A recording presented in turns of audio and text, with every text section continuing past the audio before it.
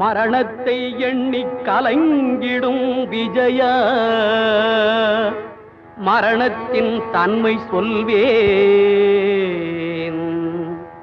மானிடர் ஆன்மா மரணமெய்தாது மறுபடி பிறந்திருக்கும்.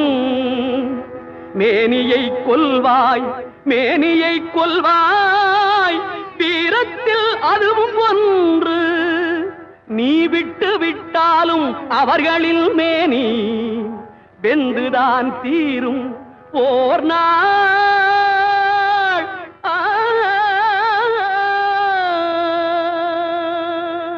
என்னை அறிந்தாய் எல்லா உயிரும் எனதென்றும் அறிந்து கொண்டாய்.